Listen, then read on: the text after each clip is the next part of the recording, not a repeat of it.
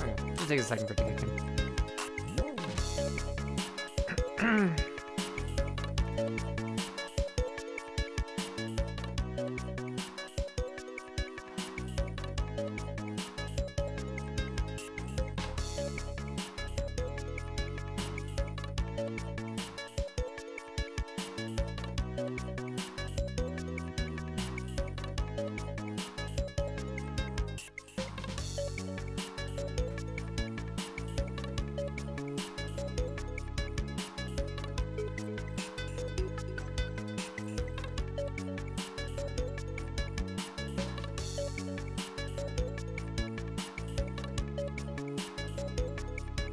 I can never remember where I'm supposed to get the link for the stream so that it actually embeds properly.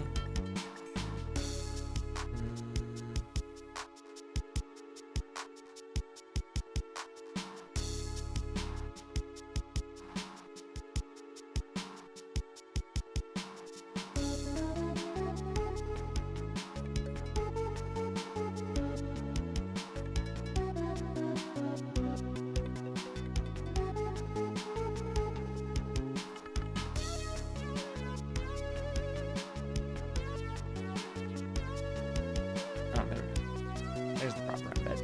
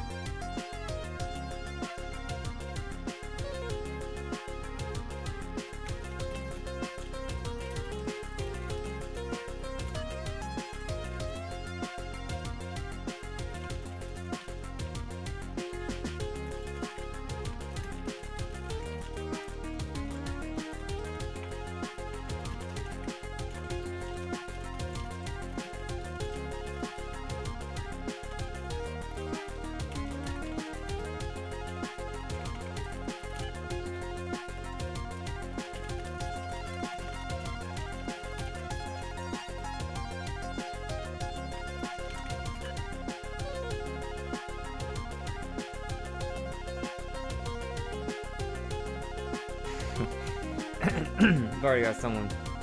They haven't played in my server exhibitions before. They're like, why do I have an AK-47? Because I replaced the what's it called? Let me make sure my audio levels are good. I gotta talk a bit just so I know my audio levels are fine, because I change them a little bit every time. Yeah, they're like, well, what the hell? Why do I have an AK-47? But the AK-47 is a weapon replacement for the ARC, because the ARC has a really, really shoddy hit detection when you're strafing and when someone else is strafing. Like, there are multiple clips I've got on my computer of, like, or, well, I don't know if I have them anymore, but when I was, like, talking to people about it, where, like, you know when you have, like, a lightning gun, you don't really want to, like, move your mouse around too much. Like, it's really powerful to, like, match someone's movement and then just track them and trace them with your own movement. The problem with the ARC is that if they're strafing and you're actually mirroring their movement, and you've got your beam right on them, it just drops, like, a good, like, 40% of the shots. Like, it just misses, like, up to half of them, for just no good fucking reason. And I've got clips of, like, Zord doing it, Kyle doing it, Cotangents, like, all these, like, really good players. So it's not just like, oh, you're mad because Bad can't aim. Like, really good players have like, fucked with the ARC, and they've been like, oh, it just drops shots for no reason. But the hit scan weapons that aren't like the ARC don't do that. So the ARC I've run a weapon replacement of it with the with the AK.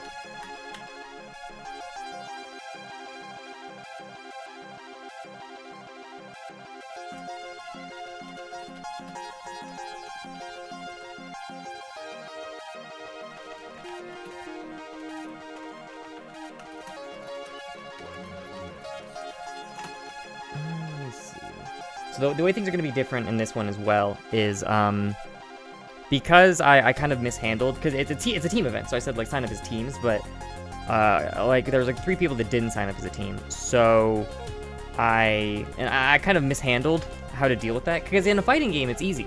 In a fighting game it's just, oh, you want to sign up without a team? Okay, cool. You just, if you lose once, you're just out. But because the teams in fighting games are just played, you know, with multiple people on the same team, but they still do single sets against each other. Whereas in Xonotic or other arena shooters, a team game is actually 2 people simultaneously at the same time. So you can't just be like, oh, you signed up without a team? Yeah, sure, we'll do an exhibition 1v2. Like that doesn't work. That doesn't work.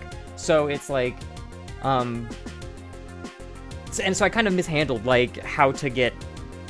I kind of mishandled the players who signed up by themselves, and because of that, I wanted everyone to be able to play those still. So we're kind of doing like a rotating team thing, where the first game is going to be Kyle and Spirocket, or Spiroct. The second game is going to be Kyle and Nailwind, and then the game after that is going to be Spiroct and Nailwind.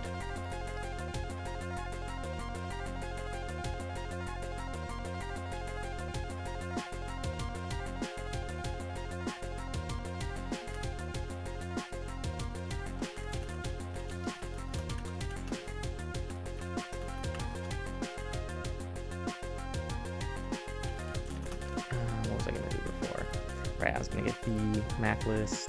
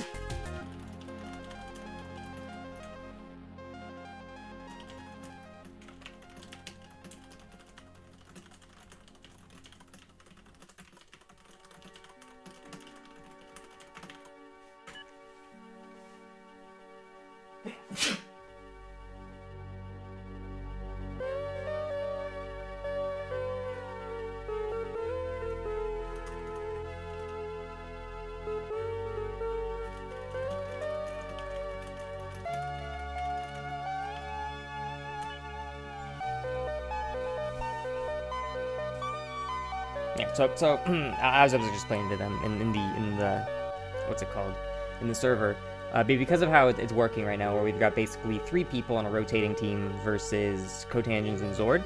The way I'm going to be running things this time is we've got the list of 7 maps in our pool, and we're just going to have Cotangents and Zord ban 2 maps they don't want to play, and then we'll let the rotating team choose the map they want to play on of the 5 that remain from the banned, in the pool with the 2 banned.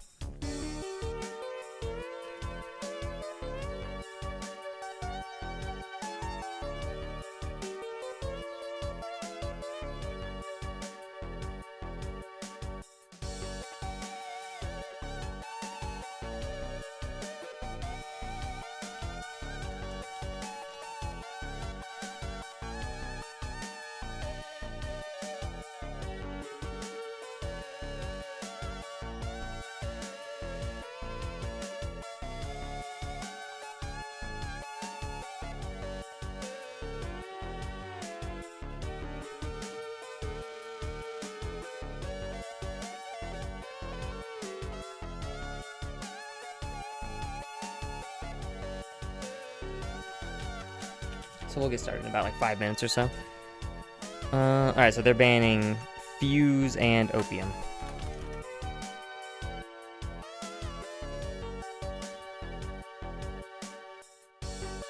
Which means the map pool now is looking like... Let me copy this, drop this down here, take Opium out, take Fuse out.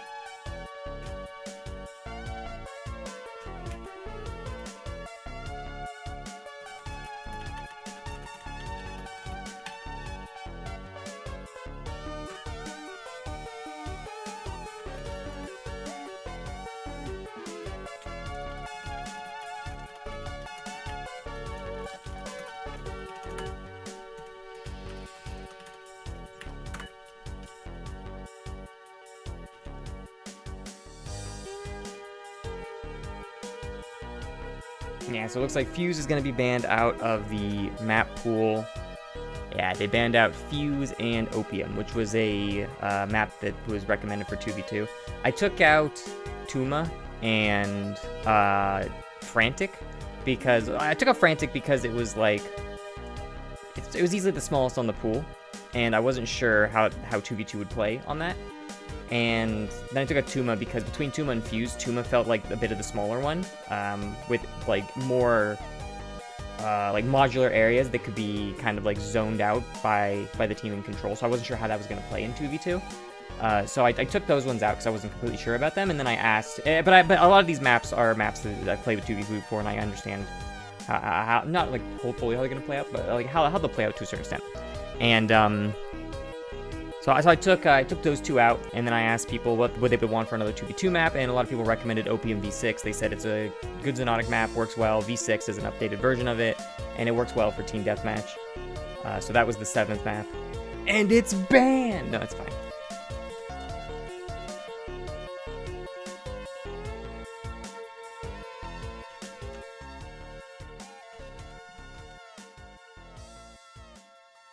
So yeah, we'll see how it goes. We'll get started in about 2 minutes now, it looks like. Yeah, Kyle will show up when he shows up.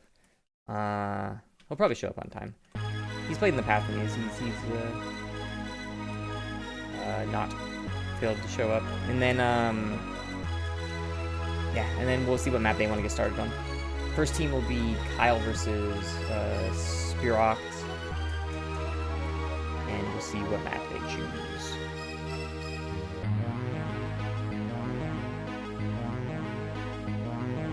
Yeah, so as far as like the maps go though, Blood Covenant's a remake of the it's Xonotic it's a not like a remake, but not a port either necessarily. It's I guess it would be kind of a port. Yeah, it's the Quake 3 version, or not Quake 3, Quake Champions version of Blood Covenant, brought into Xonotic, and Blood Covenant is already just a more uploaded version of Kyle is done CS Progs. Ah, okay.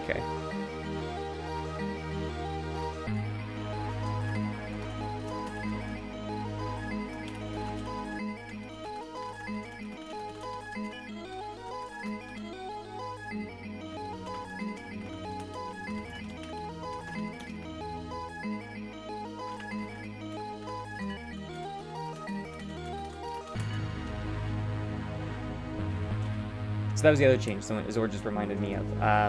The Electro is also using experimental change right now on my server, where before with the Electro, it's kind of like a rocket version of a shock rifle in Unreal, where it fires these balls, and then you shoot the rocket version of it, and it will detonate the balls that are laying on the ground, and those will explode for big damage. They can chain blow each other up.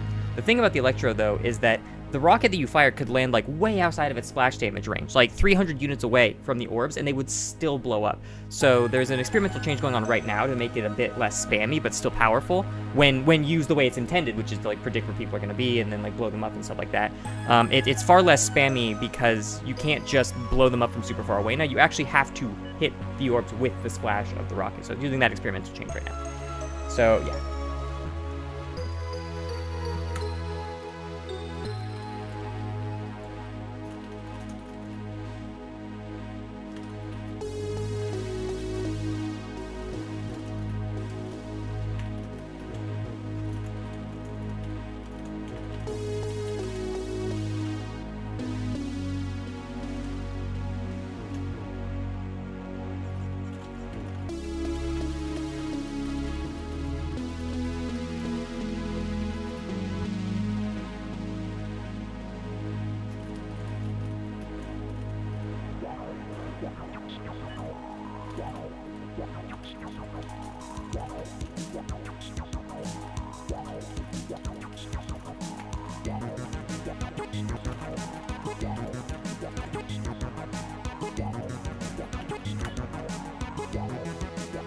Okay, so the first game, Sprocket versus Kyle. Banged up right now.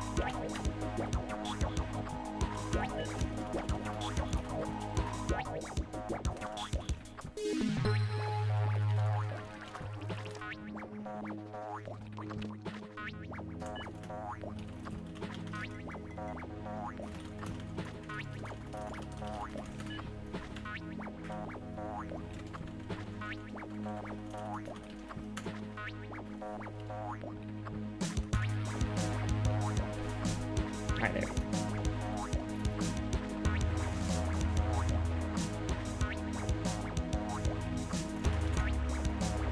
There we go. The server was set to max player 5, which was something I had done for Duel so that people wouldn't join in over the top of when I had the spectator players in here.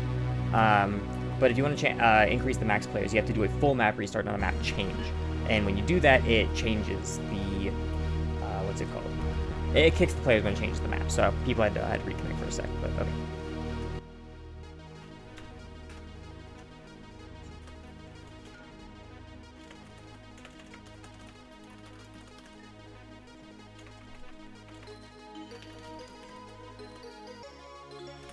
Alright, so it seems like we'll be doing Silent Siege first then. I will cut the sound on the music.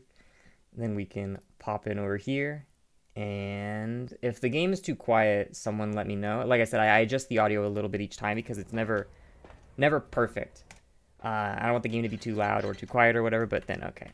Archon.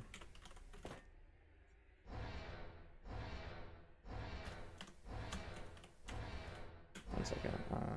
Archon. And match. Cool. Wait 2 minutes, gotta restart PC. Oh my god, he's gotta restart his PC. Alright, the music's back on.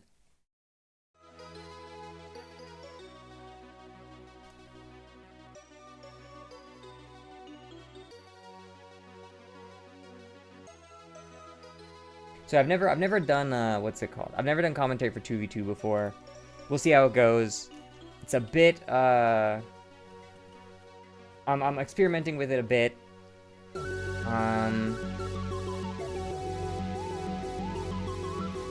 So we'll see how it goes.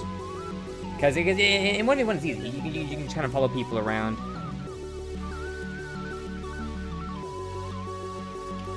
One sec.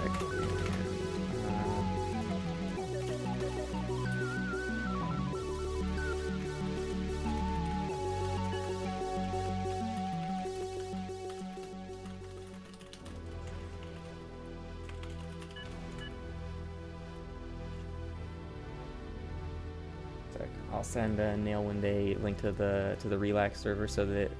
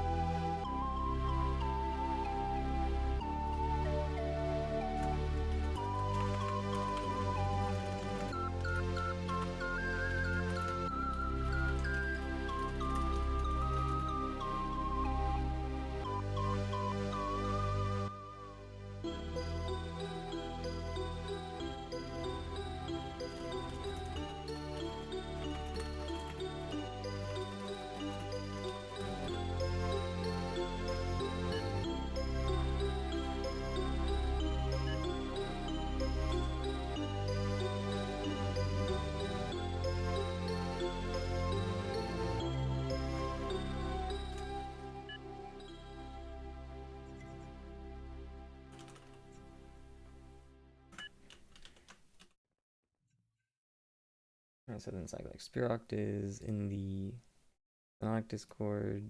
Blah, blah, blah. There we go. Okay, I'll send Sprock the relax link as well.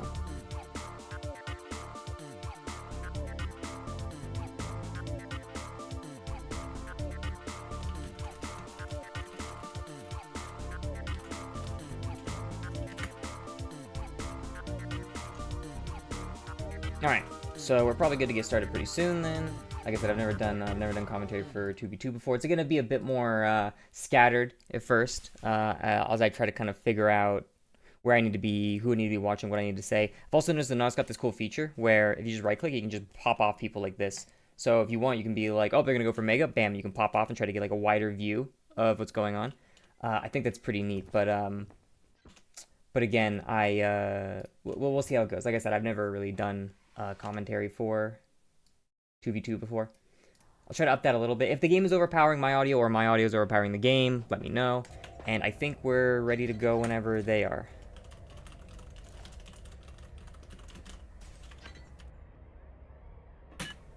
So we'll get started whenever they want. Looks like Sprock is having some packet loss issues.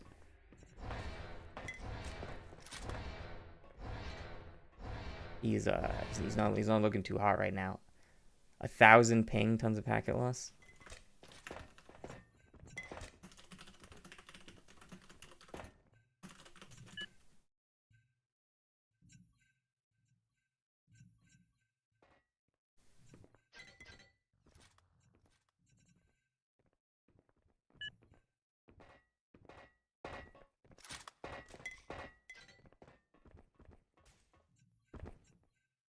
Prepare for battle.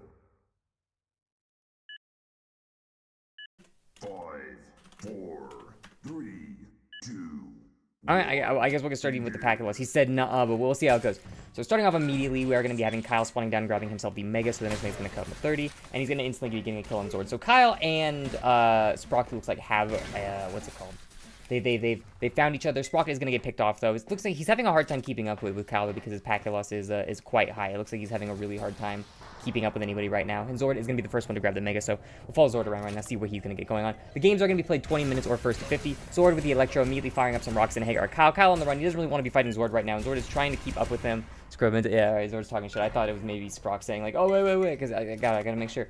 Cotangent kills himself with a rock right there. There is team damage on. This is a, there is going to be, like I said, it's 2v2, of course. There is going to be team damage on in this.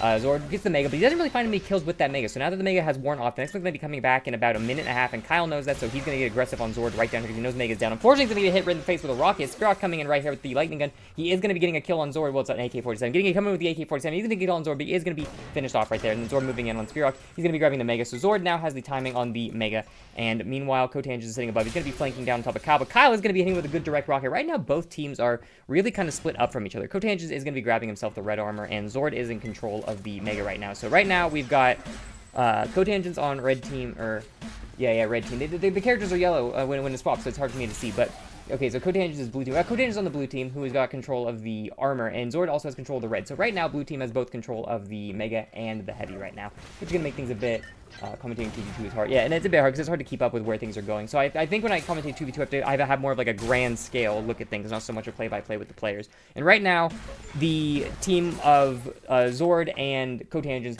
had control of the heavy, but Kyle has come in, get the next control of the heavy, and he will be finishing off Zord right here. Kyle a bit low, but he is going to be moving around. Looks like he's going to be trying to check over Mega. He wants to take control of that new Mega area. Right now, though, Zord and Cotangent together, they are going to be compiling their damage together, and that will be enough to take Kyle down, even though Kyle did have a big health advantage, but Kyle is going to be reconvening, is that what I'm looking for? He's going to be finding Sprocked again, and he will be taking the Mega again, which gives him enough health to survive the next assault, but the power-up, the quad is coming up, and Kyle doesn't really have a ton of health, so if Cotangent and Zord come in on this together, they could steal it from him, but it looks like they're not going to be contesting this, which means that Kyle's in a really good position right now to get a lot of frags, as he does have the quad, and he does have a railgun. Any shot right here is just going to straight up kill somebody, unless they've got more than 240 health, and seeing as how Kyle took the last Mega, they probably won't. First shot going to come out and miss, but he does have the AK-47, going to be doing a lot of damage to Cotangent, but not going to be able to finish him off.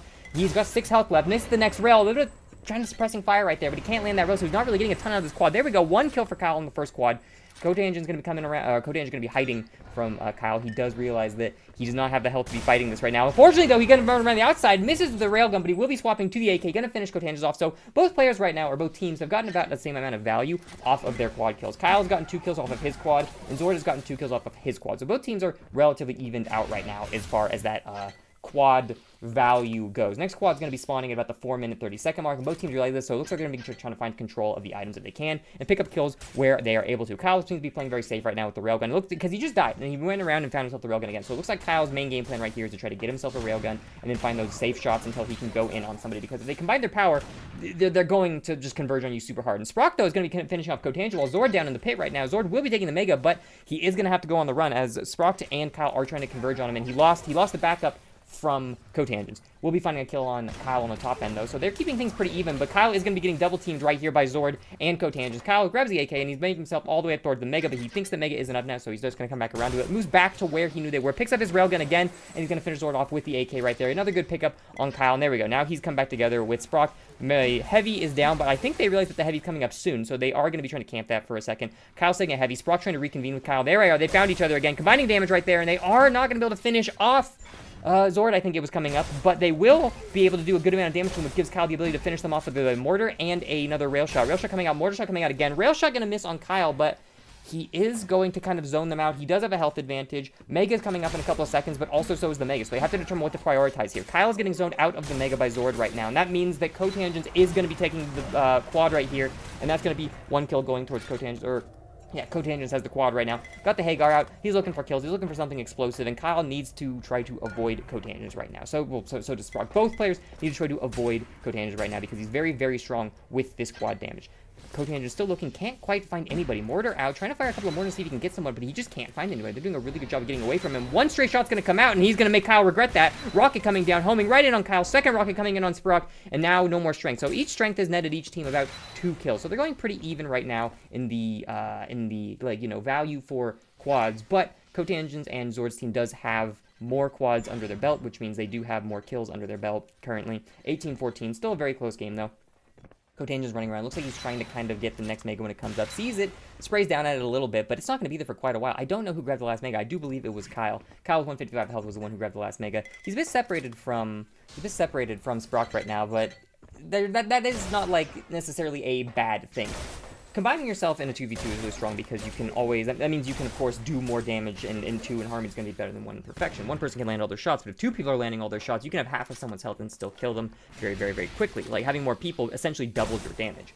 So, Kyle and Sprock being apart is bad because of course they can't do as much damage, but if they're separating and kind of dominating more spaces of the map and taking more of the resources on the map, it can still work out because they can then take people in their individual fights if they land these safe rails and they kind of whittle people down, or when they group they can be twice as strong. So it's not like you want to be together all the time in a 2v2, and knowing when to split and when to stick together is going to be key. Like right here, Kyle just comes in, he's going to mow down both Zord and Cotangents, and he's ready for the next Mega to come up, and meanwhile that he's doing this, Sprock is off somewhere else grabbing more resources, which is going to be pulling attention away from Zord and Zord and Cotangents, and it's also going to be giving Kyle more room to grab what he needs. And while Kyle did go down right there, he's going to spawn, and the Heavy has been up for quite a while. So even though Zord and Cotangents are moving together, the fact that they have to take people on multiple fronts is making it really hard for them to get to the items at the same time they come up, and that's giving Kyle and Sprock more of an opening to go in and grab those items when they are up. And while Zord and Cotangents are technically in the lead right here, they're really not that far, or Kyle and Sprock are really not that far behind. They're picking up a lot of kills really nicely. Cotangents is going to be finishing off Kyle right there, though, and the next quad is, of course, going to be going to, of course, yeah, as if it was obvious. The next quad is going to be going to Cotangents again. So right now, as far as the quad pickups go, it's going 3, I believe. 3 quads has gone to Zord and Cotangents, and 1 quad has gone to Kyle and Sprock. And every time one of these quads is grabbed, you can see the kind of like the kind of power balance of the map shift a little bit, as you can see the 29-21 up at the top. Every time someone's team gets that quad, they always pull ahead by just 2 or 3 more points, and now that Cotangents and Zord have gotten so many more quads than Kyle, they're just that many more points ahead, and it makes it really hard to crawl back from that kind of lower position because you don't have the damage. Like, one person, like, teaming up together, of course, increases your damage, but when you have the quad, one person has all that damage, and that's a really, really difficult thing to deal with. 30 kills right now on blue team, so they are halfway to the victory condition. I don't know how quickly they're going to get to it. It's kind of interesting. Most 2v2s back in like when I played like Quake 3, and what I've seen in Quake Champs are played 20 minutes or first to 50 kills, and usually those games will go on for about 12 to 17 minutes on average, but we're already almost to 15 to 7 minutes in, so we'll see how fast these end up going through. And if we're done at like the 30-minute mark and people want to keep playing, I'm totally down to do some more. But we'll see how it goes. As I'm talking and saying all this shit, the kills have slowed down a lot. It's still 31-22, 32 there again. And who has been finding these kills? Zord. He's on the run. He's looking for Kyle. He's got Kyle. Zord is all kitted out right now. He's got basically every weapon on the map except for a Devastator. He's got the AK. He's got the grenades. He's got a railgun. He's in a really, really, really powerful position right now, where it's going to be very, very difficult for anyone to fight him. One shot coming out on rail, but he's not quite able to get him. Sprock's going to get a bit of packet loss, so he's got that body flicker technique.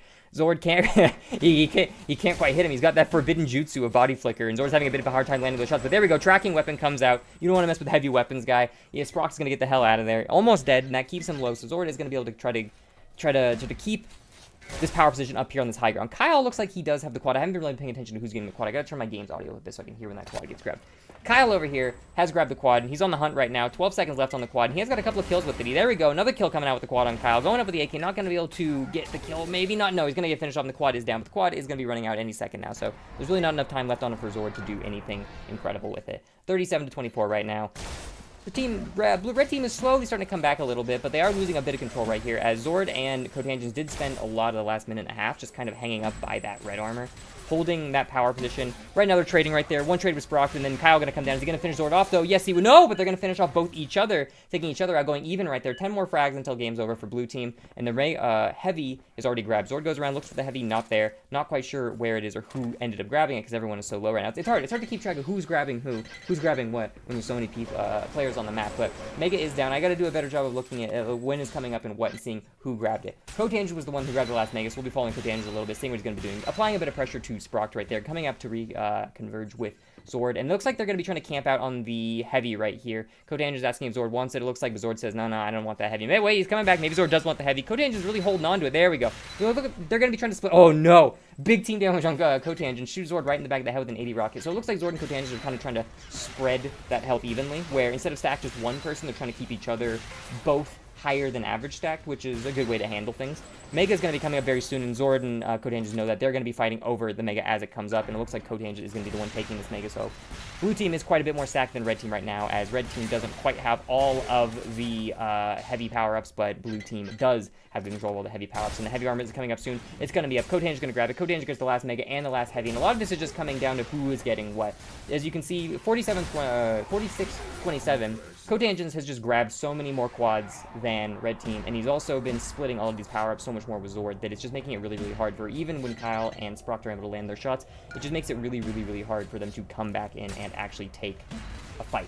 Because if you just don't have the resources, it kind of becomes a numbers game after a while. Like when two teams of players who are really good at this game, or any kind of arena shooter, play against each other, it really does kind of become a numbers game at a certain point when you expect that the person you're fighting is going to land their shots, and you expect that you're going to land your shots. Really, the factor is who gets the initiate, how strong is that initiate, and how much health do they have. Like, in that situation right there, Zord had more health than Kyle, but Kyle got a really strong initiate on Zord, and if you expect that both players are going to land their shot after an initiate like that, Kyle will come out on top, and he does come out on top. Next Mega, it was already up, and it looks like it was grabbed by Cotangent, so Zord moving himself around. Cotangent's on the hunt right now with this big Mega. Sprock trying to get some shots onto Zord right there, kind of pulling him back, getting a little bit of info, telling Kyle where they are, and that gives Kyle the ability to wrap over, and Kyle will be wrapping over and killing Zord. And hitting Cotangent with a rail, but Cotangent is very stacked up right now, so even if he does follow up with that AK, he's not. Kyle's going to have a really hard time getting a hit. Moving right into Cotangent, and unfortunately he is going to get blasted by Zord right there, finishing him off. So the first game going to be over in 11 minutes, and that will be going to Zord and Cotangents. So next team will be Kyle and Nail.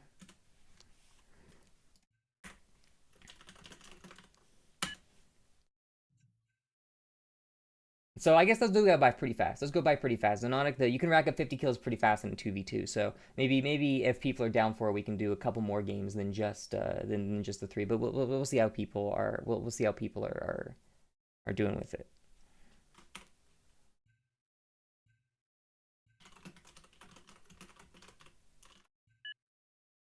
And then Kyle and Nail get to choose the map. Of course, I'm giving, because I allowed Zord and Cotangens to ban out the maps they didn't want to play. I'm giving Kyle or Nail and Sprock the ability to choose the map so that they can kind of play on their field. So we give Zord and Cotangens the ability to take the maps out they don't want to play, and then we say, okay, what field is everyone else comfortable on now? Thought it would make things a little bit interesting because of the kind of weird, okay, Archon and match.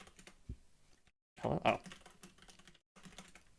I thought it would kind of even things out a little bit, seeing as how we're doing a bit of an odd format because of how how I handled the signups and in the constructed the teams.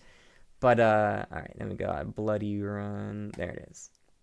Bloody Run, of course, going to be the Xonotic version of Blood Run. Blood Run, a map that everybody knows in like every arena shooter that's ever existed. I imagine the way this is going to go is the control over that grenade launcher platform is going to be really, really important in a map like this because you're on that grenade launcher platform, and what do you get? You get access to seeing the Mega, you get access to the Heavy right next to you, you have access to the Mortar, which is a really, really strong weapon in direct combat, unlike Quake 3, where it's going to be a really strong weapon only in kind of indirect combat. You have a lot when you take control of that grenade launcher platform on this map, and if the railgun is right below you, taking control of that platform is like...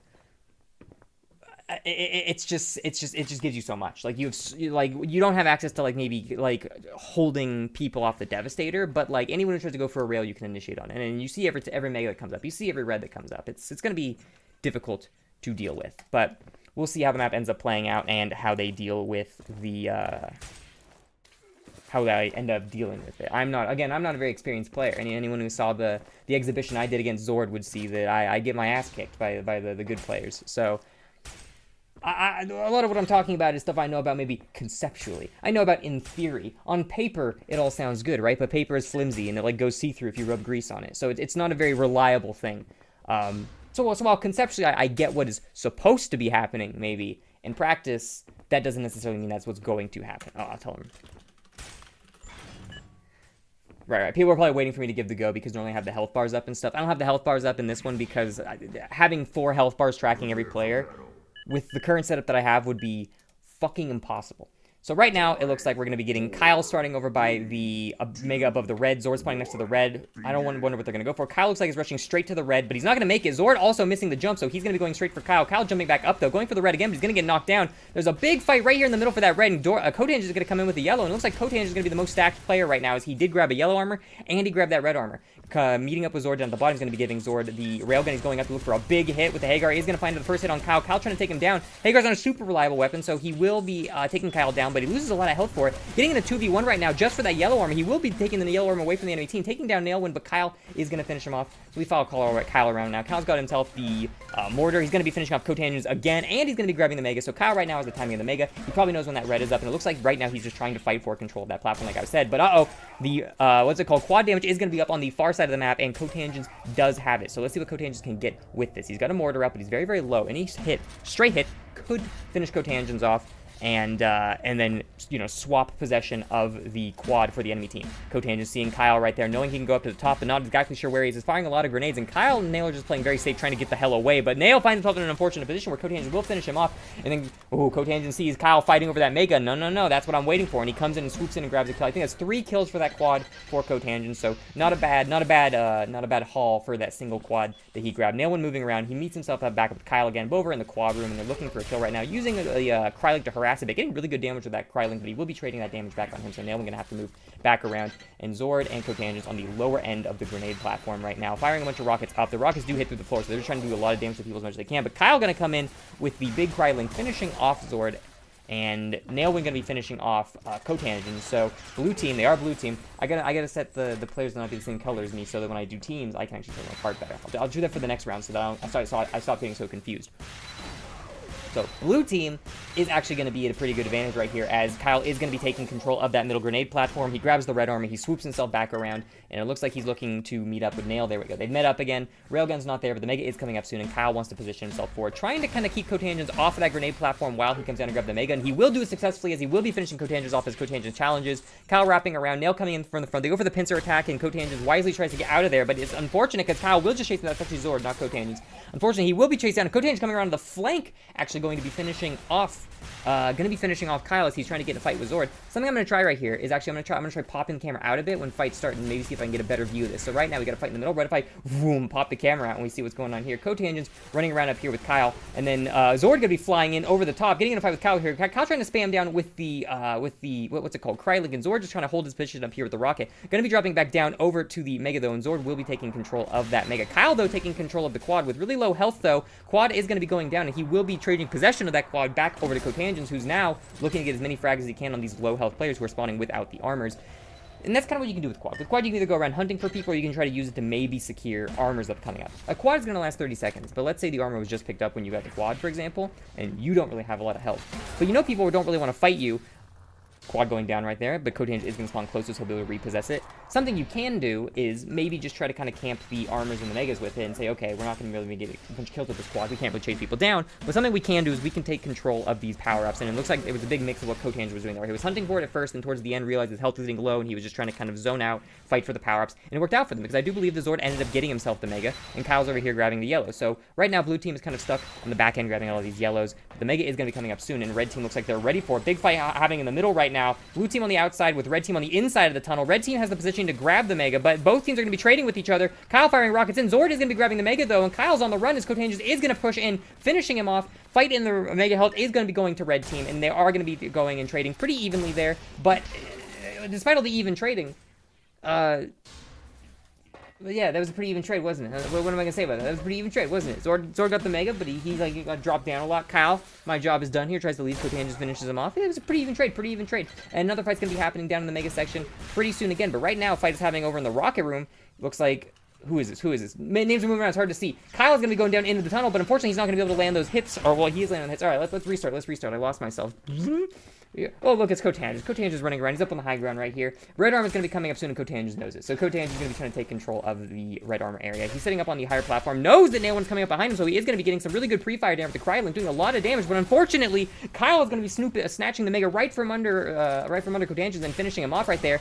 What's it called? Quad is coming up soon. Both teams know it, but Kyle is going to be the one to swoop in after they trade with each other over the cliff. And now Kyle with the Mega and a railgun. Everyone is in like death threshold range right now. Like any shot Kyle lands is going to kill someone. One kill right there on Cotange. Kyle working around, he's hunting for the next, but no, he's going to be killed by Cotange. What even killed him right there? The quad is going to be changing possession right here. Now in Cotange's hands. One shot on Kyle, landing another shot on Nailwind right there, but not quite able to get him. Going to be running around the top trying to cut Nailwind off, but he's not going to quite find him. He has met up with Zord again, so they are going to try to look for some kills, and Zord right now is pretty stacked up with armor, and Cotange is pretty stacked up with damage, so they're a really good match for each other right now. Cotange's taking a lot of damage, but not before the quad wears out. Mega's up, Zord's going to be grabbing it. Cotange just dies to a rocket on the way in, but that gives Zord the pressure, the opening he needs to run in and try to pressure. Swap sides with Nailwind as Zord goes high, Nailwind stays low, but Nailwind's going to land the hit, taking Nailwind down. That's not a quad, it looked like a quad, that wasn't a quad, that was just a spawning person.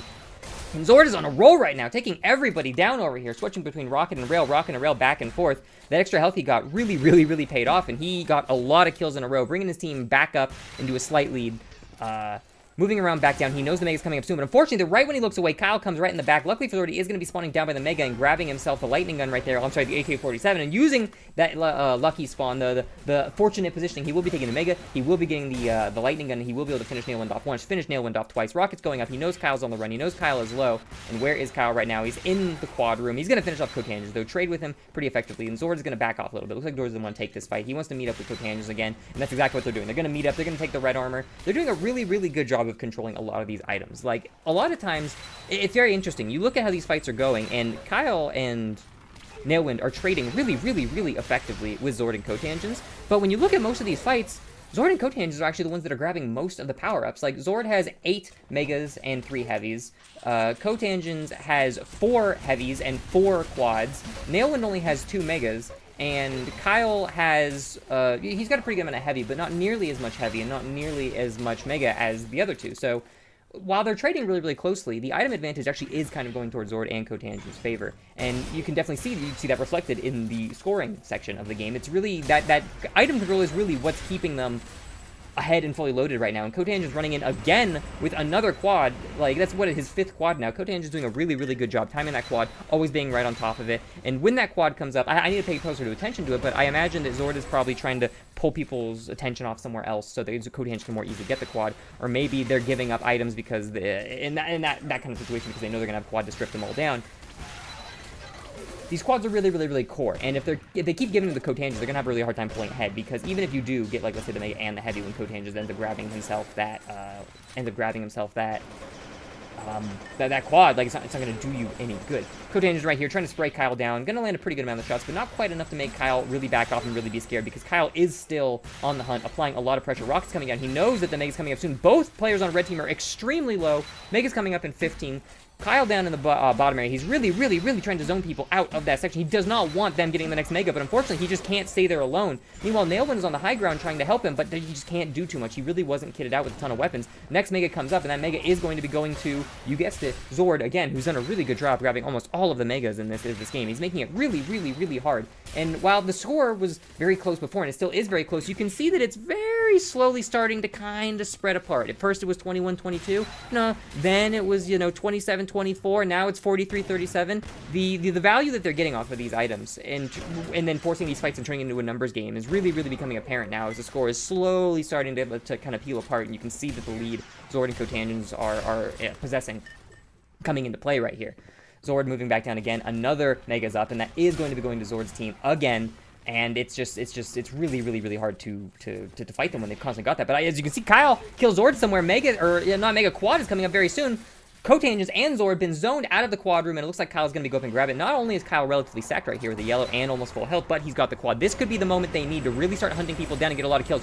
One kill going Kyle's way, chasing Cotangents down, a second kill going Kyle's way, moving in around him. He's going to find Zord. Another kill going, oh, that was Cotangents actually. Another kill going Kyle's way. Going to be grabbing the heavy armor right here, and the scores are starting to converge again. 46-42. Kyle's coming in, he's going to find another kill on Cotangents. Zord in the alleyway, but Kyle's not going to get him because it's like a lightning gun. The AK doesn't have it's got very limited range. You kind of gotta like feel it out. But Kyle getting a lot of value from that quad right there, bringing it up to 44. This is going to be a close game, but they very, very well, even though they're 2 frags off of winning on blue team, red team still blue team really still can take this back. They only need 4 more kills without dying, and I say only as if that's easy to do. It's not going to be easy to do, but they really, really do only need 4 more kills, which they could get for very, very value. And Zord and cotangents, or no, oh, I'm sorry, not Zord and cotangents. Kyle and Nailwind know this, so that's why they're sticking together right now. Zord and cotangents are feeling pretty strong to split up because they just need to find a kill, and they will find that kill. Kyle and Nailwind kind of sticking together. They don't want to get picked off. They want to try to burst someone down with as much damage as they can, and it worked out for them. They brought that score really, really, really close, but unfortunately, they just got whittled down enough, and then Zord, cotangents, I didn't see exactly who it was, were able to find that last kill on them. So then we'll do a Nail and Spirock.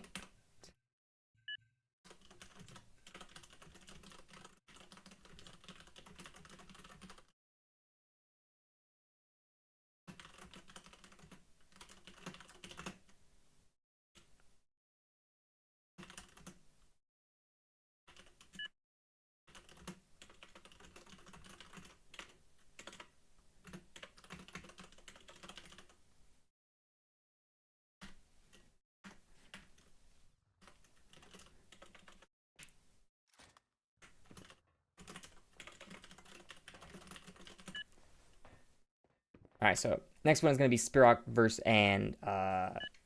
Nailwind versus Zord and cotangents. Here are the maps.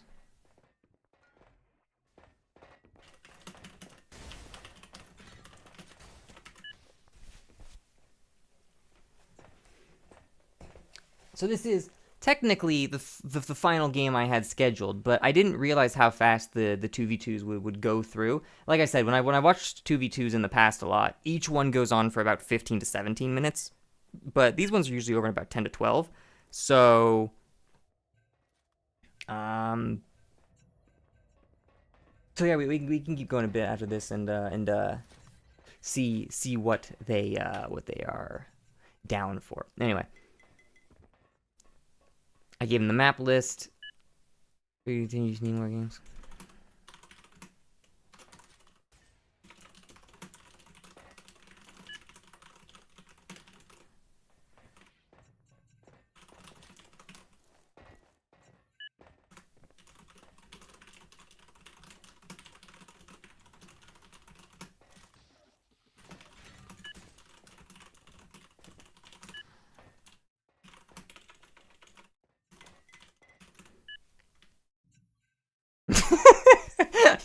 I use Xonotic, by the way. Damn. It's crazy.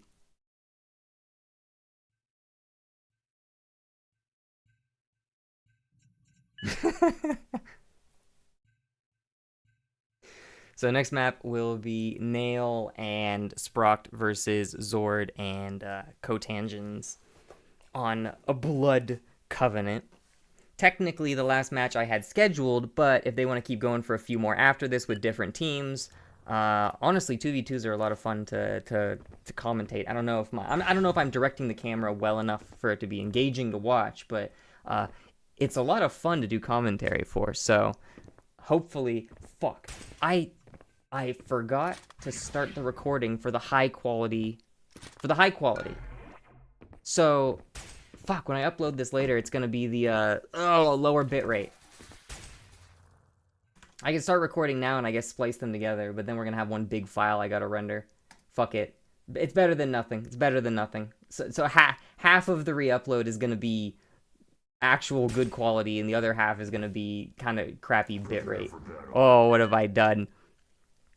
Anyway, getting started on Blood Covenant. Nailwind's going to be spawning under bridge. Zord going to be spawning down in lower tunnels. Kotange is going to be in the grenade area. And Sproct is going to be over next to the Mega in the pillars room. Sproct forgoes grabbing the yellow and immediately goes for Mega. So first, Mega is going to be going to Sproct. I didn't change my character colors, so I'm still going to be thrown off a little bit by the colors, but bear with me on that. Zord moving around over the top. He grabs himself a yellow, but he doesn't have the red or the Mega right here. Reconverging with Cotangens over on the Mega side. They want to kind of take control of the pillars, it looks like. Big wide open area. They got railguns. They got guided rockets. They're ready for it. Shots coming out on Zord. He's not going to land the rail, but he will be laying the rocks. He's going to back off a little bit. Doesn't really want to get peeled out by Nail. And while Zord is distracting Nail, Cotangens is going to be flanking around with the lightning gun and finishing Nail off. Sprock tries to pick a fight with Zord, but again, Cotangens on the high ground. He's playing a really, really good job on the supportive backup role, where Zord is picking a lot of fights with people, and then Cotangens is either just flanking around or he's coming in over the top and he's raining rockets down on them. Really, really well played in the very beginning of the game to get that early lead from Cotangens, supporting Zord really, really well. And he's doing it again right here. They're going in for Zord. They're grouped up, and Cotangens is just going to come in with the lightning, and he's just going to mow both of them down. And Zord's just going to keep running around the map, being really hard to find, really hard to hit, and Cotangens just backing him up, creating crossfires with him that's making it very, very difficult for the enemy to come into them. And now that they've secured the first quad, Zord is just going to run around and look for kills. He finds Cotangens, finds a person, but I don't know if he's going to be able to catch up with him. And Cotangens already, he's like a bloodhound. You see how he just blaster jumps off that wall and he immediately starts going around. Cotangens already ahead of the game. He sees them, he knows Zord sees them, and he just starts blaster jumping in because he wants to get behind them, he wants to cut them off, and force them back into Zord's quad, and it's going to be successful. He is going to force them back into Zord's quad right now, and Zord knows that, well, thinks that Heavy is coming up soon. It's not. It's coming up in 16 seconds, but he's got a lot of health. He's got all the weapons, and he's fine fighting that open area right there. Unfortunately for him, looks like Nailwind also had a pretty good stack, and Nailwind was fighting Zord. They're going to be trading a bit of rockets right here, or rather, attempting to, as Zord's rocket's going to hit, and Nails is kind of going to be off a little bit, but he's moving around on the way out. He's trying to find Zord. Sees Zord on the far end. He's going to hit him with one rocket. Rail is going to miss a little bit, and he gets blasted over into Zord's rocket, unfortunately. Zord moving back over. He's going to be grabbing the Heavy, and Cotangens is pretty stacked on Mega and Heavy right now, so this is very skewed right now towards Red Team, as Cotangens and Zord are really, really, really in control of the map right now. They've both got a pretty good stack. They've both got all the weapons, and right now, Blue Team Sproct and Nailwind are just trying to kind of struggle to find a place where they can get some kills on them. Grouping up for a fight right here to try to maybe take Cotangens down, but unfortunately, he's not going to be able to land any of those Hagar shots super reliably. He will be knowing him down with the lightning gun a little bit, but he's still on that run right there, and unfortunately, not going to be able to take him down. Had a good flank, but unfortunately, Cotangens was just a little bit too stacked, and they didn't really have the damage to take him down. Cotangens now is going to be grabbing the next Heavy, trying to fire a shot at Nailwind. Not going to finish him off, but Nailwind is extremely low. He has to get out of there. He's on the run. Spirock trying to do some suppressing fire right here with the AK, but fortunately not going to be in range to actually get anybody. It does have damage fall off all the way to 0 until you get to like range of 700. Spirock has a lot of pack loss, so it looks like he's having a bit of a hard time actually lining up these shots. Through the teleport like 7 times. Big mind games going on over there, and Cotangens chasing down Nailwind over here on the back end. Zord and Cotangens will be combining their fire to finish Nailwind off very quickly over in the pillars room, and right now it's 15 to -1. I think Nailwind accidentally got like a friendly fire killer, killed himself earlier, so he's a bit of a hard time coming back. There we go. Now Nailwind with the quad. He's looking for kills. He's on his way back into the game. Rocket's going up. He's going to hit Cotangens and finish him off. Next quad shot coming out. Where is he? He knows Zord's up and behind him, but he hears someone else below him. I think that's what he's looking for right now. Moving around with the quad. He sees Cotangens. He's going to go for it. He's going to chase him down. Rocket's coming up, but they're not going to land quite yet. 6 seconds left on quad. He moves around. He sees Zord, tries to fire at him, hits himself in the face with a rocket a little bit. There we go. Finishes Zord off. Sees Cotangens, and the last quad is going to take Cotangens low enough that Nailwind is going to be able to finish him off. And there we go. That's 4 kills for Nailwind in that single quad. A very valued quad, but unfortunately, they are still very far behind. So they are going to have to play off the momentum of that quad a lot and try to take control of more of these items on the map, and then try to get enough of a health advantage to take more fights against Zord and Cotangens.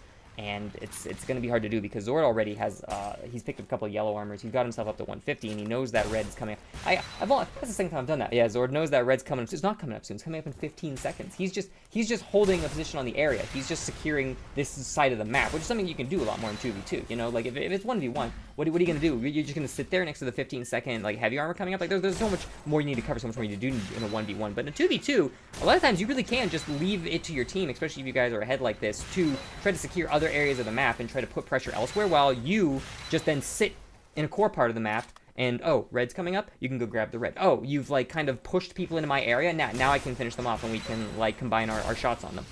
And that's something that you can do when you have that kind of... Oh my god, the body flicker technique is back. Zord doesn't want anything to do with that. He's out of here. He's gonna go I think he accidentally killed Kotan just trying to jump away. But it's okay. He'll trill Nailwind out for it. Shot coming out on Nailwind, not gonna land him though, but he will get the follow-up shot on Spearock coming up on top of Zord right here. Zord is gonna grab him the heavy, gonna finish off Nailwind again. Triple frag on Zord. He's on a roll. Nailwind's gonna spawn next to him, unfortunately, and he will be finishing off Nailwind again right here. Rocket Rail is just gonna be, like, not just enough, but plenty to finish off anybody who's spawning and does not have the health stack yet to withstand that kind of damage. Because a rocket can do 80, railgun can do 80. It's about 160 damage. So unless you've got like about 140, 130 damage, it's gonna be very, very difficult to actually survive a rocket rail combo.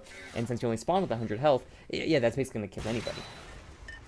Red actually is going to be coming up soon this time, so I'm not wrong if I say Zord knows Red's coming up soon, because he does know Red is coming up soon. Nailwind, though, is going to have the quad. Is he going to be able to finish him off, though? Pulls Zord in with a really, really heavy Krylink shot. He will finish off Cotangents, but the quad is going to go down, and Zord's just going to let it expire. He knows there's not how much time left on it. He's just going to let it go. Jumping up to bridge, he's going to try to secure this area a little bit more. And what is Cotangents up to while all this is going on? Cotangents is the team Bloodhound. He's always moving around and forcing people out of position. He's always sniffing the enemy out and pushing them in towards Zord. And he's over here at Pillars doing exactly that. Pushing them around, doing a lot of damage. They run away, and the Cotangents is the first one to chase them down. Oh, what's that? We're not in Pillars anymore? Okay, cool. Cotangents, seeing Zord's not on red, makes that the next destination for him. If it spawns, he's going to secure it. If it doesn't spawn, well, now he's securing this area, and if someone isn't over here, he can go and start to look to push them out again. And definitely, you can see that that's kind of the game they're running here. I say it a lot, but now, as you see, they're pincer attacking. Another crossfire coming out of Zord and Cotangents. Zord and Cotangents with a big lead like this, they don't need to play together, so they're just trying to trying to occupy as much map space as they can, so that with the enemy's group, there's nowhere safe even if they're grouped. It's going to be very hard to, like, convert your fire on someone if you don't have weapons, and if the enemy team has the stack that they do, even if you're moving together. So, Cotangents and Zord, as you can see, they're kind of moving in, like, a crisscross pattern through the map. They've met each other, and then Zord's going to go left, Cotangents is going to go right here. They're going to move through the map and sweep it out. You see where people are, they call them out, Zord reconvenes on top of Cotangents, and they're going to finish them off right there. Boom, coming in, moving out. Cotangents moving back around now, back to the bridge, and oh, look there, he sees Sprox, so he's going to kill him, and Zord comes right up on top of the jump pad in the middle, and just pincers them off and cuts them off, and that's really what they're doing. Is they've always got someone. If you think of the map like separated into like blocks, like zones, they're always Zord and Cotangents are like always going to be very rarely in the same zone unless they're going for a kill, but at the same time never more than like one zone apart from each other, and that's that. And they're doing that so they can try to take more space on the map up. You know, I'm repeating myself. I'm just looking for things to say. You know, I probably don't need to talk so much. Since I'm not like giving a play-by-play, but I'm just looking for things to say. You know, there's quad on Nailwind right here. I don't know why I didn't go into that sooner. Big kill right there on Cotangents. Guided Rocket's coming down. He's gonna get 2. There we go. Double kill on Nailwind right here. He's got a Krylink. He's got an AK. He does not have the AK. Now he has the AK. Is he gonna get the kill on Zord right here? Rocket coming up. One more kill could do it, and he doesn't swap. He just goes for the rocket again. Yellow armor picked up as well. Nailwind going okay. Do I have packet loss? Why am I the one also getting like weird jitters? Maybe I got packet loss as well. Zord coming down in over the top though. Railgun on Nail as he tries to jump up. It was very I have played so much fucking been stuck playing so much fucking Clan Arena on campgrounds in Quake 3 that watching someone rocket jump up to that bridge and then get railgun down is in my head. It's like how your life flashes before your eyes, but for me it's just pictures of fucking campgrounds. Cotangents on the top bridge right now. Gonna be firing rockets down. Sees he meets up with Zord.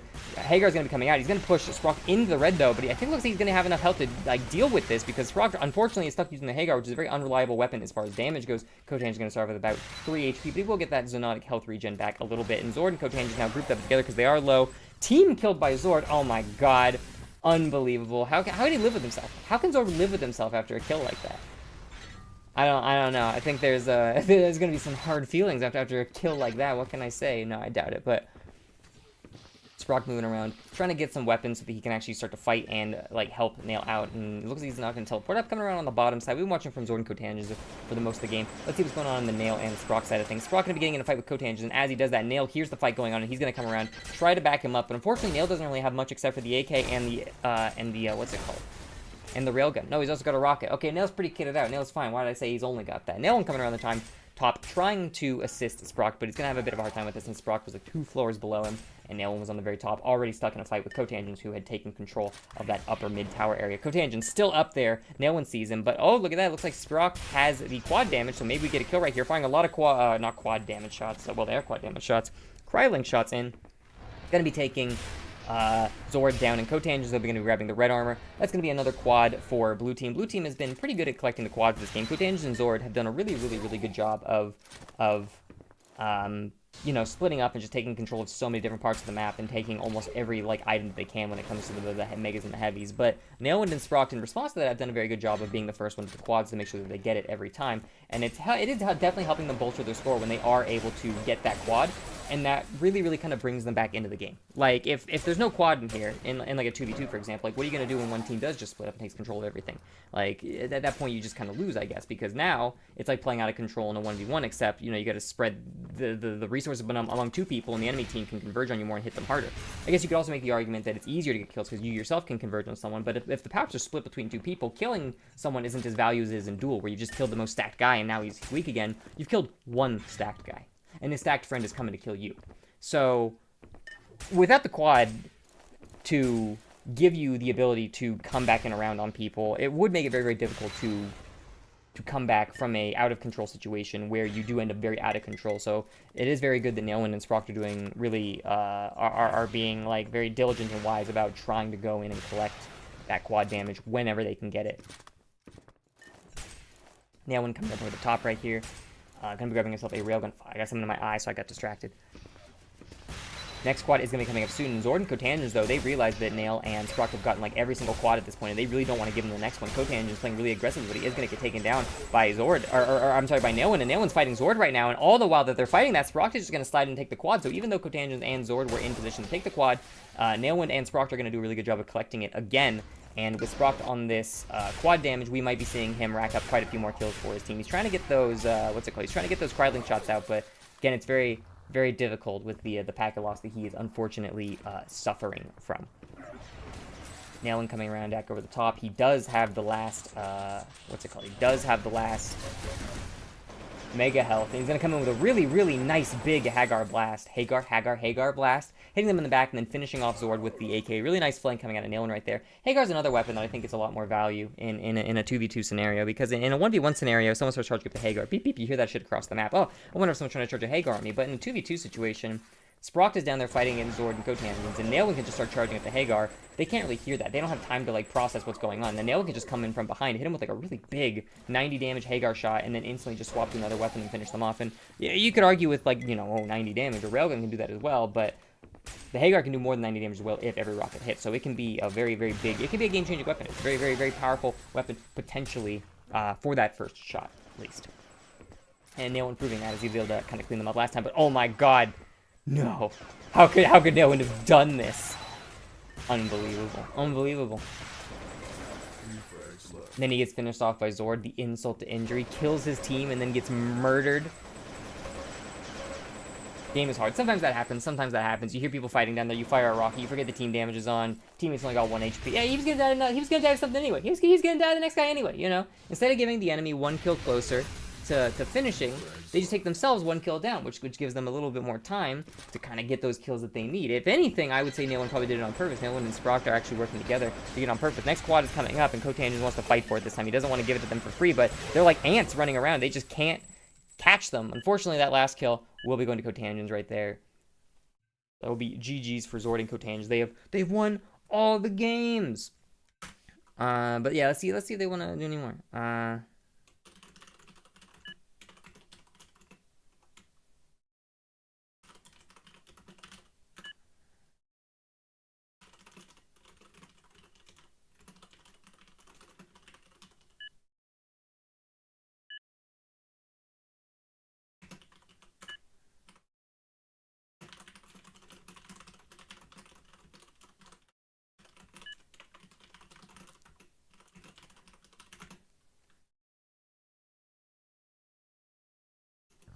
Oh wait, no, I want to be spectate.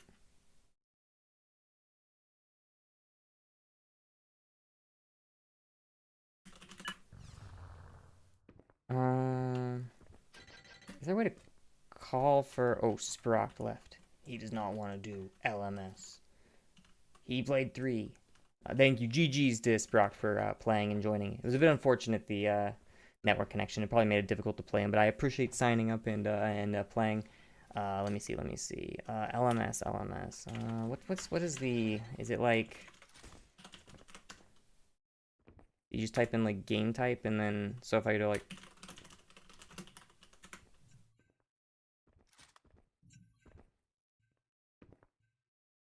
did that work?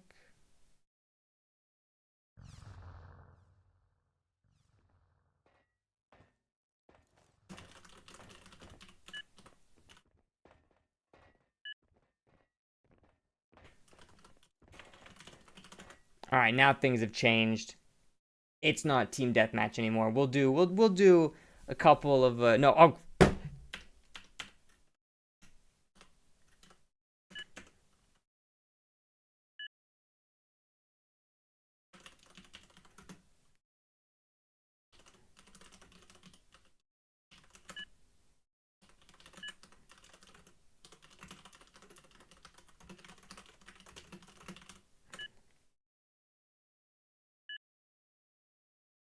Rat mode? Yeah, no, with rat mode.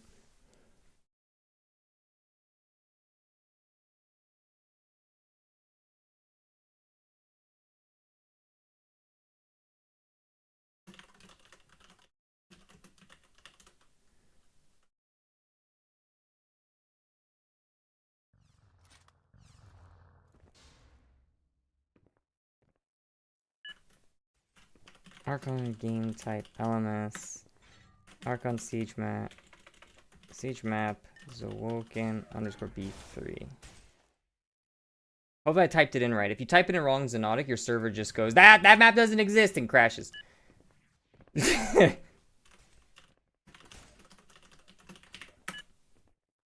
All right, so we'll do a fun one at the end just because I'm having a good time with the commentary. Last man standing is I don't know. I don't have a config for this, so I just like it's whatever the default is.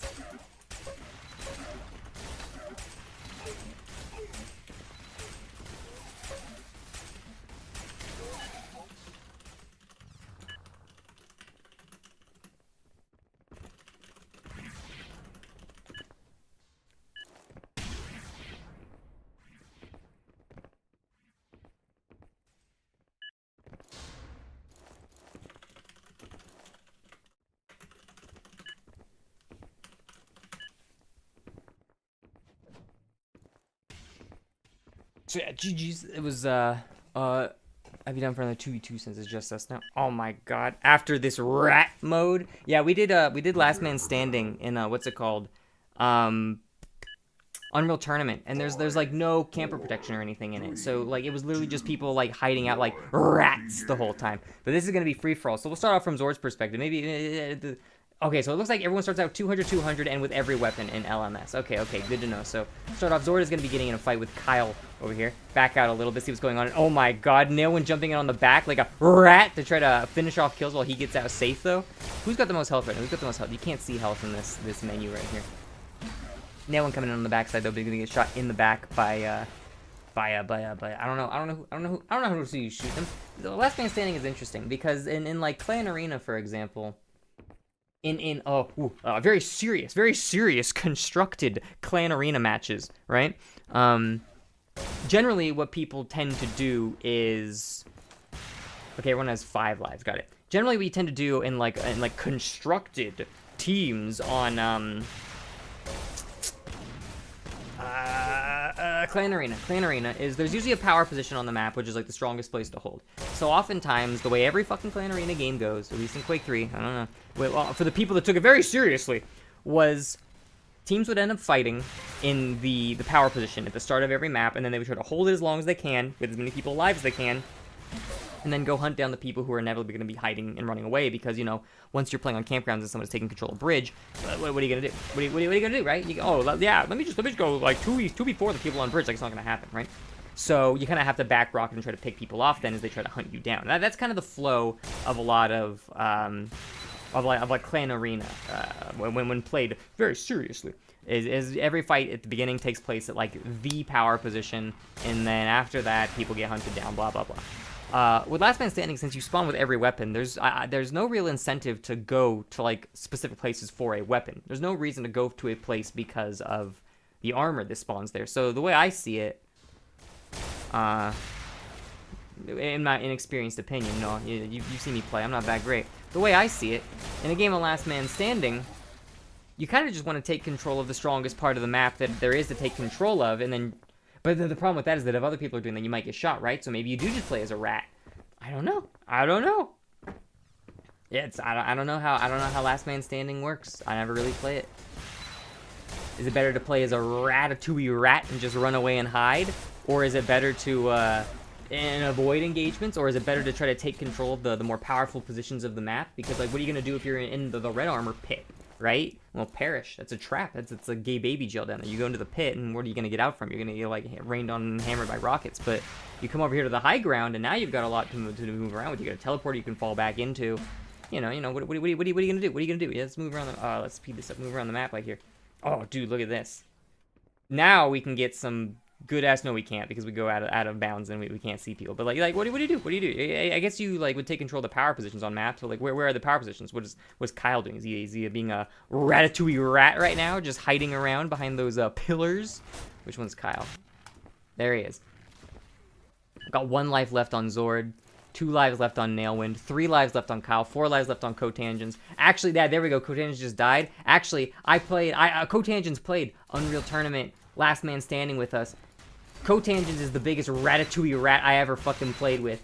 Like, we were playing Unreal Tournament, and that motherfucker was literally, we got to a point where it's like you start with like 15 lives in the Unreal Tournament version, and we get to the end. I got like 5 lives left. Other people have got like 3 lives left. Some people got 7. And then we look over and there's like Cotangents and he's got like 14 lives.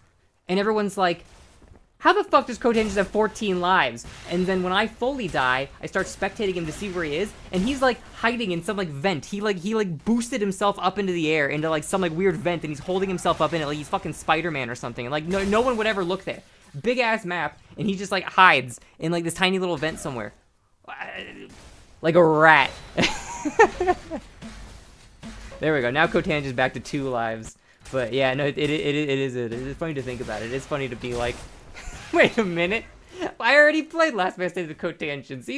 He's got the most lives. Big surprise. Oh, Kyle took him down now though. So now we can't root for now we have to root for Cotangents because he's got 1 life left. Kyle now with the most amount of lives. Last Man Standing. Zord gets taken down. That means Zord's in last place. I don't know how Last Man Standing works. Do you get like a point when you're the last man standing, or do you just does it go to 20 minutes and you get a point and then it ends, or never done it? I thought it'd be cool to do a mod for like Team Last Man Standing at some point in time, but I got lazy. Kyle running around. He's got those 2 lives. I wonder if the enemy team, not enemy team. I wonder if Kyle or Cotangents and Nail have a truce. You know, they each got 1 life left. Kyle's the real main threat. Maybe we don't fight each other, but it doesn't look like it. It looks like they're fighting each other regardless. Nailwind at 1 life left. He really doesn't want to die. 16 health. Oh, sees Cotangents. He's found the rat. He knows where Cotangents teleports up, though. He's doing a good job protecting it. There he goes. Killed Cotangents. No. But now it's Nailwind versus Kyle. And Kyle has 2 lives. Well, the foolish Nailwind. He's killed his only hope for survival. At 16 health, he's crippled. And Kyle comes around and finishes him off. Oh my god. Kyle is the 4-man Last Man Standing champion.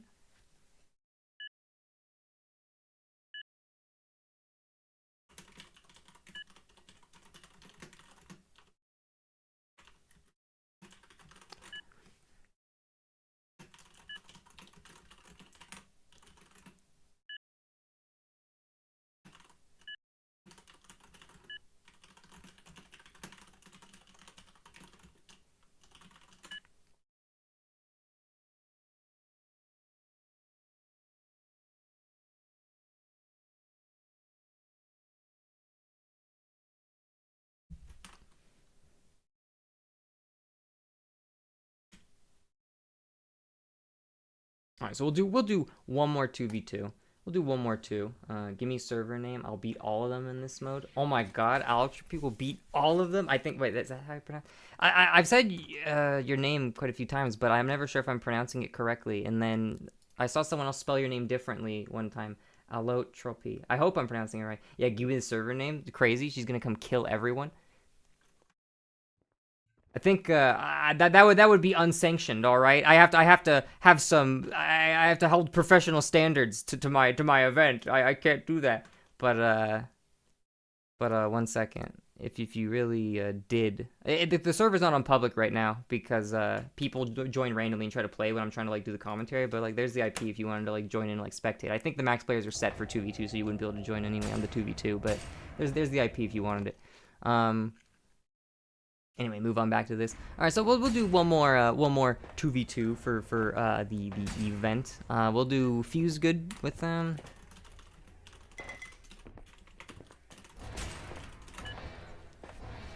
Let's see if we'll stick with Fuse. I can't connect. Oh my god, you should be able to connect. It's very weird that you can't. Wait, it says Splat connected. Maybe you couldn't connect before because like the game was ending and it was doing something weird. If that's Splat that's talking. So we'll do one more in TDM and then oh my god, people are joining. Then we'll do like another last man standing in the end and see if Alchp truly is the greatest last man standing gamer of all time. I'll join in on that one too. But yeah, we in warm up right now. Good to start whenever they are. Prepare for battle.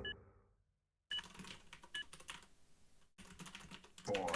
Here we go. So we got Cotangent spawning in above the quad room. We got Nailwind in the yellow armor room. Doesn't look like anyone is spawning next to him, so it's gonna be a free yellow for Nail. Kyle and who's this guy Kyle fighting right now?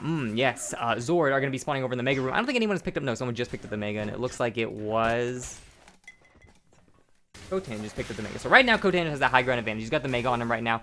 Someone gets blasted up, but he's not going to be sticking around in that room. Doesn't want to stay in there for long. And Cotangent and Zord have met up together. All right, they've kind of converged together. This is a bit of a smaller map than, what's it called? This is a bit of a smaller map than Blood Covenant. So running that kind of divide and conquer strategy they were doing on Blood Covenant is going to be a bit harder here. Like, easier in some ways because they can come back into each other more often, but harder in others because they separate a little bit and 2 people can just come out and beat them down a lot faster. Like, they're more likely to run into 2 people grouped up much sooner between rooms and in these open areas. Well, open areas, quote unquote. Some of these areas aren't super, but you know what I mean. You know what I mean. Cotangent's running around 13 health left, and right now we got Nailwind running around 0 kills. Zord with no Kyle. It's Kyle and Nailwind on the same team. And Kyle gonna be finishing off Zord again, but the mega or the quad is coming up very soon. Cotangent's already positioned outside of it, just as we were talking about how in the last game, if you can't get the items, you get the quad. But Kyle comes flying at it, Mach 9, blows Cotangent's socks off. Kills him, and he's running around with the quad right now. Let's see where there he is. Kyle right now with the quad, coming down with rocket rail, not gonna land either, but he's on the hunt right now. Cotangent's running away, and it's a small map, so it's hard. It's really hard to run away from the guy with the quad on like Fuse because they can hear you like in any room you go into. Another rail coming up, but Cotangent is just so evasive. Cotangent can dodge everything. Zord not quite as evasive. He can't dodge everything, but you can only dodge for so long, Cotangent, until Kyle finishes you off. 9-0 right now. Kyle got a lot of value out of that quad right there. I think he got 4 kills out of it, moving around in the back end, but there we go. He's gonna get fragged by Cotangent. Cotangent's taking him down, and they will start to initiate the counter play now. Zord coming down, body blocking down inside of the railgun, and he will be finishing off Nailwind, who chases him up through the teleporter. Big mistake, kiddo. Never follow me through the teleporter again. Zord coming down on the back end, sees Nailwind go up, fires a rocket, not gonna hit him though. He's gonna instead move back over and try to kind of converge with Cotangents and back Cotangents up.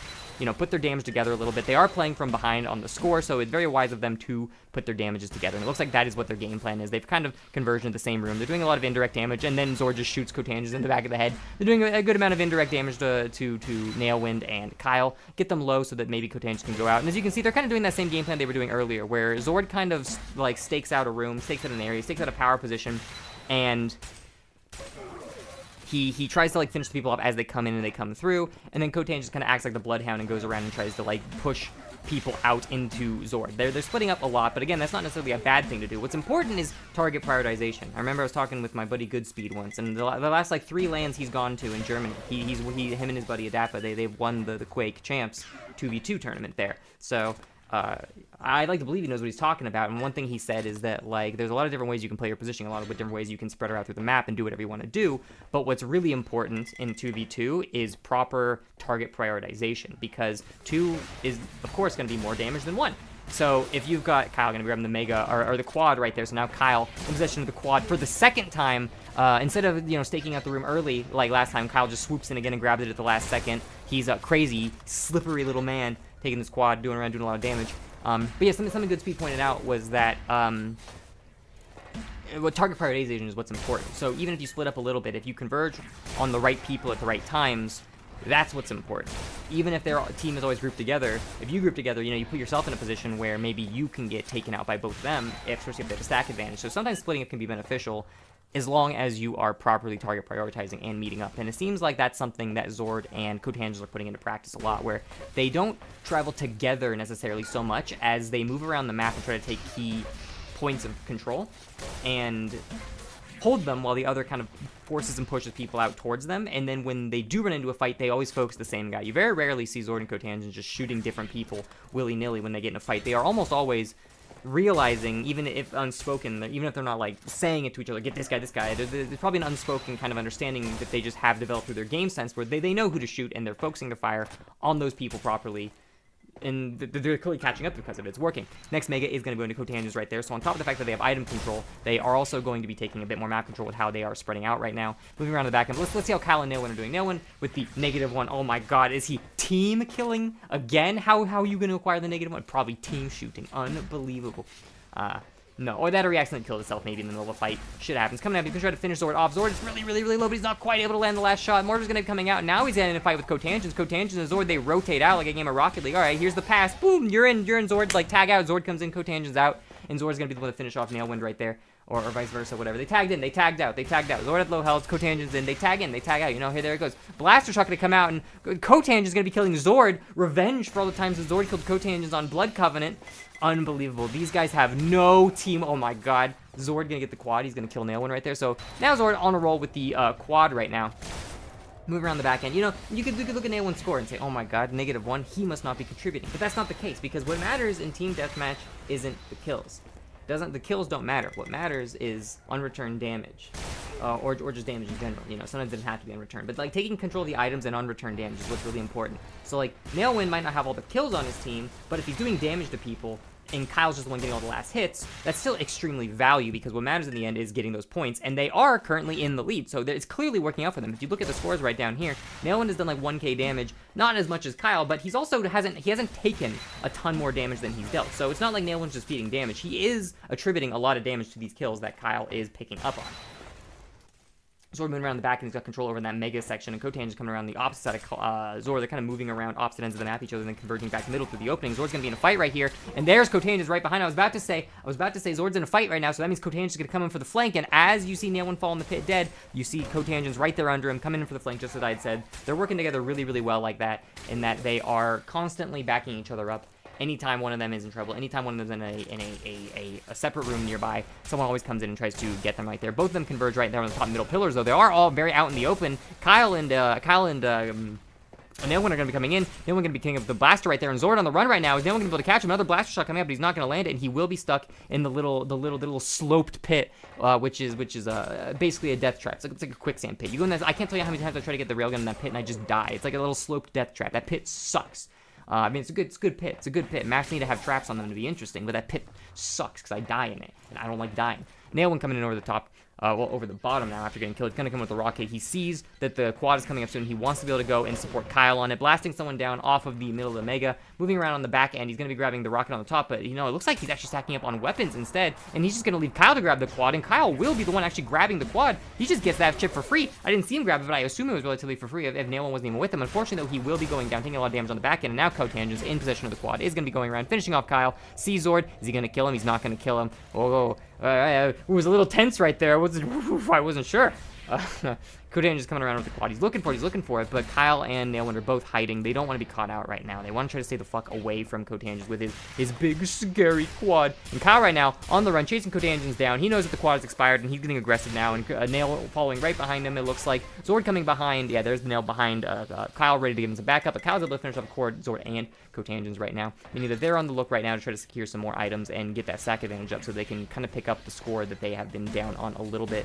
Fighting in the middle right now, and we got, looks like Zord on the high ground, Kyle teleporting back up towards Zord, but it looks like no one is actually kind of in the middle area right now. They're fighting all around the middle, but no one's really in that big middle area, going for like a big commit right now. But they probably will very soon, as the Mega is going to be up in about 9 seconds, and that next Mega is really going to kind of determine who's going to be able to get aggressive, because both teams are really low on health right now. So whoever can grab this Mega and then like actually pressure with it is really going to actually, I think, dictate the next 5 or 6 frags on the list right here. And as the Mega's up, you can see that Kyle just waited a little bit too long, and Kotan just is going to fly up, and he's going to snatch that Mega. That allows him to tank a lot more damage, and with that extra damage that he tanked, that gave him enough health to survive Kyle's attack, and that's, what, 2-3 kills in a row for Red Team right now? So that Mega really was a very core item for that specific point in the game, and Kotan just getting it really did give them that extra boost of scores that they needed. Blue Team was catching up a lot, but Kotan was able to get that Mega, brings them up about 6 points higher.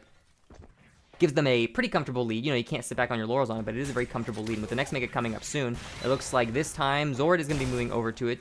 But who grabs it? Cotangens grabs it again now. So Zord and Cotangens both in control of that Mega whenever it comes up. They're doing a really good job grabbing it. And here we go. Kyle coming in at the last second, right before that quad is going to be up. He's going to get the kill, though. He will be finishing off Cotangens, which means that Kyle is going to be in possession of the quad right here. Very low on health, though. He can't commit too hard or he will die. One mortar coming out on Zord, but he doesn't want to chase him too far, because again, if he dies, he gives up this quad. So he wants to keep a really good predictive rocket coming out of Zord, blasting Kyle right in the face, knocking him up in the air. But Nailwind is going to be finishing off Cotangens somewhere else on the map, which is going to be bringing the score up more and more.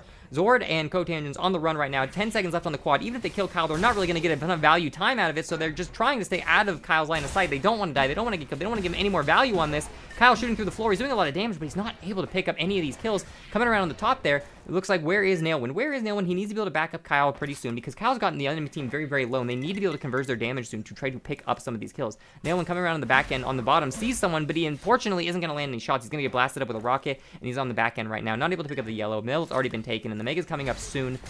Who is going to be taking this yellow? Zord is already in position in the middle of the map right now, but he's not going to actually be going for the Mega immediately. Looks like he's trying to make sure that no one comes forward. And there we go. He's got that shit on lock. He's got the time. Just jumps right off the corner right there, and Zord takes the next Mega almost immediately. Coming down, Rockets. Nailwind's in the hole right now, and Zord's just going to back off. He doesn't want to fight him in that hole. He doesn't want to take any unnecessary damage because he knows that Nailwind's half health. He knows that he can't really commit to him, so instead he's going to go and try to back up Cotangens. Unfortunately, not going to work out for him. Kyle actually will be finishing him off, but Cotangens survives the fight. Kyle coming around over the top. Kyle did not survive the fight, unfortunately for him. But, oh my god, he's so fast. Look at that speed. I haven't seen anyone fly through fuse that fast yet. Guy's a madman. Coming in on the back end at Mach 9, blows Zord up, shoots him right in the back with a shotgun. And a bit low on health right here, though. He is going to hold that choke right there. Mortar and rocket through. It's going to be really hard for Zord and Cotangens to push this. Like, especially with Kyle knowing that their Zord accidentally kills himself, gives him the nice one. His game sense is fantastic. Rocket coming out on Kyle with the big flank, and Kyle has brought them up. Oh my god. Team shooting? What was that grenade? That was super unintentional. But how are 2 units going to be moving so fast across the map at that like perfect angle to just hit each other? And look at that. Then Karma ends up killing him. Zord in the lava pit, taking Kyle down. Anyway, as I was saying, Kyle done a really good job of picking up a lot of these kills and bringing the teams kind of back up to par. But Cotangens doesn't want to leave him any more space for that. All right, Cotangens coming in. He's going to grab the quad. And you know what? Because he knows you're not going to contest him for that Mega. Or, yeah, the Mega. He's going to grab the Mega as well. So Cotangens is very strong right now, and he's looking for kills. He's looking for kills. So Zord calls out where Kyle is. Cotangens is on the run. Like, again, he's like a bloodhound. He smells him. He's going to take down Nailwind, but that's not who he wants. He wants Kyle. He knows that Zord called out Kyle. Gets shot in the back right there. Another set of mortars coming out, but he's not going to land any of them. He's low. He's got to run, or else Kyle's going to kill him. Grabs the heavy health roll, the big health, not the heavy health. Sorry, the big health right there. And every single time Cotangens gets some health back, he's just taking that unreturned damage and dropping all the way back down to 50. And there we go. Finally, Kyle frags Cotangens. Finally takes him down. Cotangens surviving with like 50 health over and over again off small medkits for like a whole minute right there. But he will be grabbing the next Mega, and he's going to finish off that rail on Kyle. A lot of Mega possession has gone the way of Cotangens this game, or just Red Team in general. Cotangens with 9 Mega pickups. Meanwhile, who is this? Nailwind's only got 1 Mega pickup. Kyle's only got 4 Mega pickups, and Zord's got 8 Mega pickups. In a map that doesn't have a heavy armor on it, those Mega pickups really count for a lot. And the fact that Red Team has gotten so many of them is well, I think the results speak for themselves when you look at the scores. They're doing quite well for themselves with a 4-5 above now. Kyle is coming around. Kyle is making space. Cotangents will be grabbing the next Mega again. And look at this. Look at this. Cotangents, 100 health down to 71 health. Nailwind gets a flank. He does so much damage to Cotangents right there. Cotangents back at 53 health again. Cotangents, the man, always 53 health all game long. It's just because of these Megas. Like, they are constantly having just that little more amount of health. It is constantly keeping them up, keeping them just high enough health that yellow team can't trade into them. And that is going to make it so that they will finish them off, get the last 50 points right there, take them down. Team Deathmatch is a lot of fun to watch. I don't know if I do a good job commentating it. I don't know if I move the camera around enough. I don't know if I should be zooming the camera out more to see certain things. I don't know what, but Team Deathmatch is very fun to watch, very fun to commentate. All right, so I'll switch it to, I'll do Archon.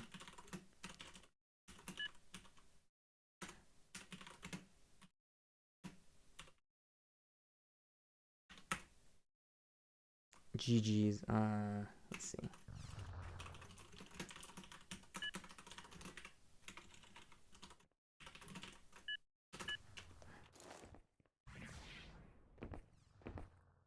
So this is the map that people had said before S-rank commentary. Thank you, I appreciate you saying that. I feel like I haven't done like 2v2 like at all, so I feel like I still have a lot to learn as far as 2v2 commentary goes, and I have a lot to kind of pick up on where the camera needs to be and what I need to be doing with it. But oh, it's max 4 players. Archon G underscore max players 10.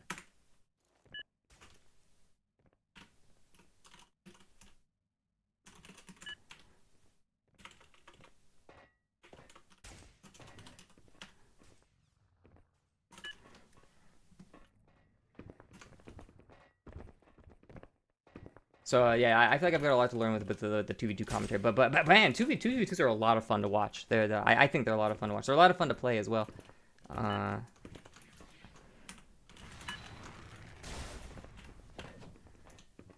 I'm ready.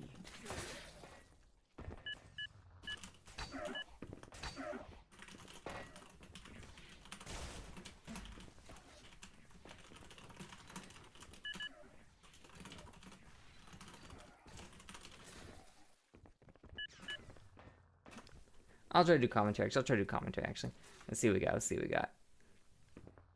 So now it's the Evo Grand Champion, free-for-all last man standing.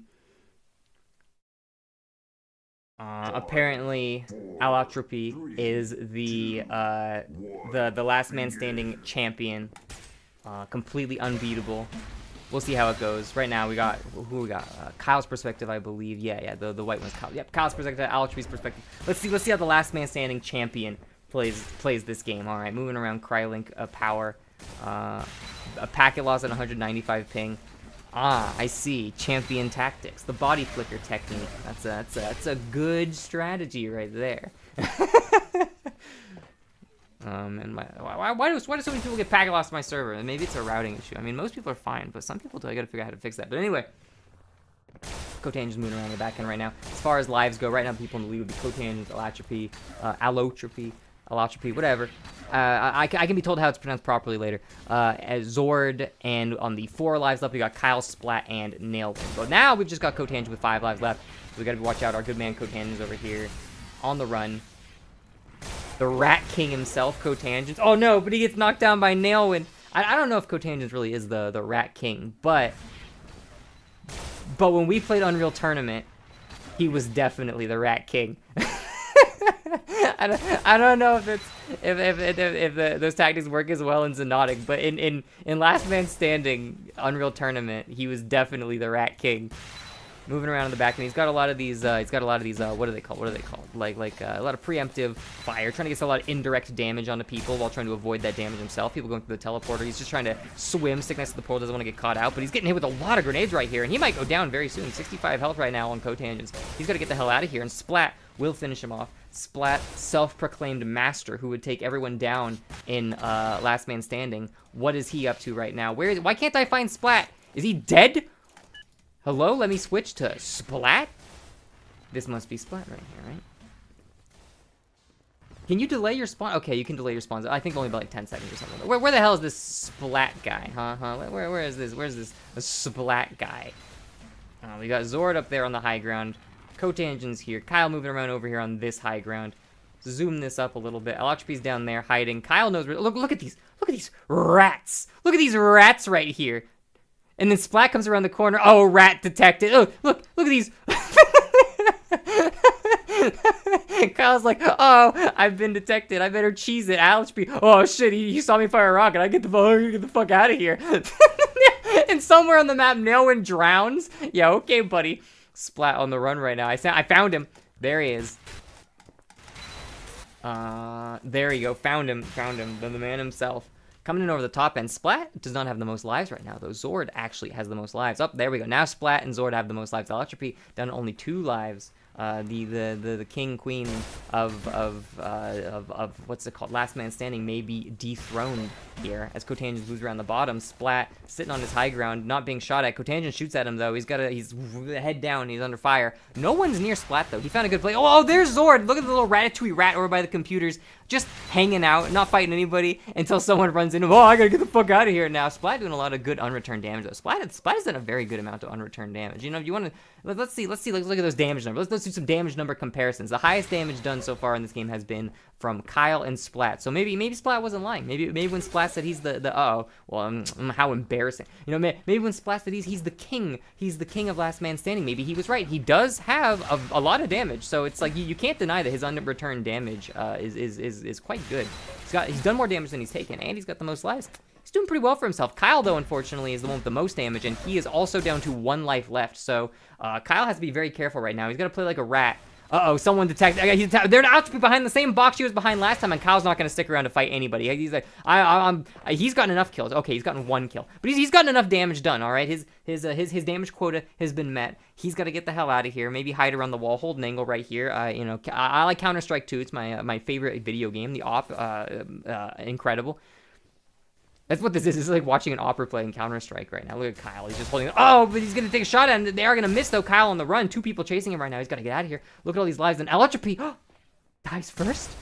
I thought they were the greatest last man standing player of all time, but they've died. This must be a conspiracy. They must have ganged up on her. They must have known what a high-level threat she was and decided to take her down. Like, you know how sometimes you join a match and someone says, like, oh, this guy's really good. And then everyone subconsciously goes, that guy's good. I gotta make sure he doesn't become a problem. Maybe that's what it was. You know, maybe it was unfair focusing because everyone just knows they got to get the biggest threat out of the game first. That's understandable. What can I say? That's understandable.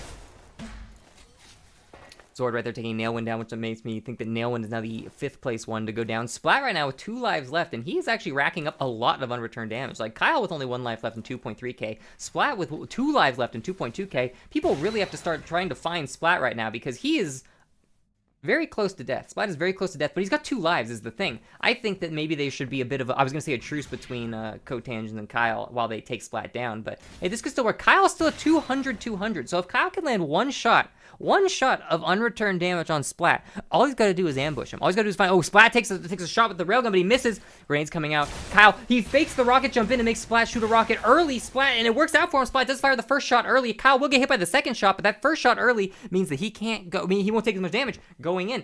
Really well played by Kyle right there, but unfortunately Splat does have the health advantage right now. So now we're going to get some sniper rat gameplay. Both characters walking around. No one wants to find anyone. When we played Unreal Tournament, there was no, like, camping protection. So when we got to both people with 1 life left, they all just both sat in corners for, like, 2 minutes until people were like, can someone fucking move? So I don't know if this game has that as well, but if it doesn't, maybe it needs some camper protection or a big Fortnite circle. You know, the greatest game ever made, Fortnite, and maybe it needs a Fortnite circle to come in on these people trying to camp. Luckily, Splat and Kyle are not camping, but they are playing very cautiously. They are trying to kind of wrap around on each other without getting caught. There we go. First shot going to come out of Kyle, initiating with a railgun, swapping to rocket, and only after the second rocket hits is Splat able to fire a rocket at Kyle. But Kyle, 1 railgun shot from death, exactly 80 health. Kyle is at the perfect health threshold to get killed by basically any shot right here, any angle. So he has to be very, very careful of any angle he crosses because if Splat lands the shot, Kyle is absolutely just completely dead. And I don't know if Splat knows this, but there we go. First rail shot going to come out, not going to connect though. Splat takes some unreturned damage, but he's still not low enough for 1 railgun shot to finish him off. All right, so Splat still has the health advantage here, where if he knew how low Kyle was, he could get very, very aggressive on him. There we go, and oh, he flicks it and takes him down, and it looks like Splat wasn't just blowing hot air. It looks like he truly is the last man standing champion, as he claimed. Look at those damage numbers. He's not even the last man standing champion because he's a ratatouille rat. He did the second most damage, very close damage to Kyle right there. So I would have to say a very respectable game. A very respectable win coming out of the man who is the self-proclaimed master himself.